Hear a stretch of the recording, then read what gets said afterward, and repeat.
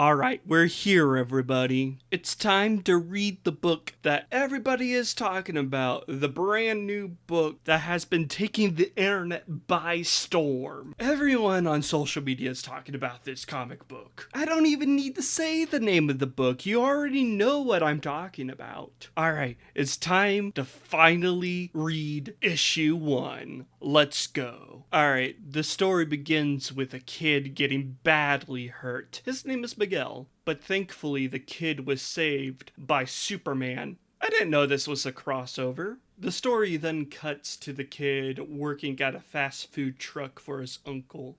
And this food truck only serves food items with the mayo on them. You can't remove the mayo. They even have mayo fries. Could you imagine instead if they were chili fries? That would have been cool. But this kid really hates his job.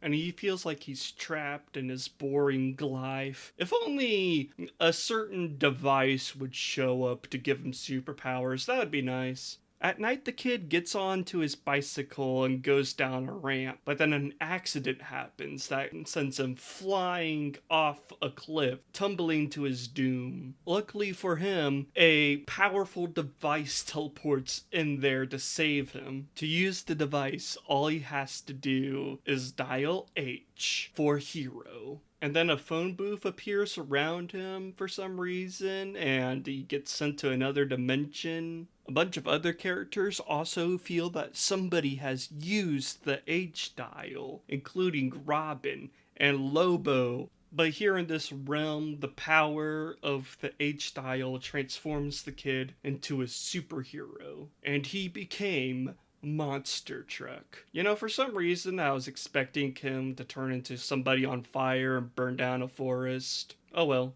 But then Miguel encounters the Truck Force, which seems to be led by Shattered Glass Optimus Prime. What? This is the biggest crossover I've ever seen. But then the device seems to time out, and Miguel wakes up to see that he destroyed a bunch of cars while he was asleep or something. And then Miguel gets a call from somebody who only refers to themselves as the operator. And they say they are calling from a place called the Heroverse. And he needs Miguel's help to stop the agents of the Thunderbolt Club. Honestly, I thought this was a decent first issue for the Dial H for Hero reboot. My only big problem with this comic is that Superman's face is drawn super creepy. He doesn't feel like the hero you would want to be saved by. And because there's no real threat established in issue 1, I don't feel a need to continue reading future issues of the comic. They mentioned this group called the Thunderbolt Club, but they don't do anything to establish them as a real threat in this world. I overall think this issue 1 is a decent start,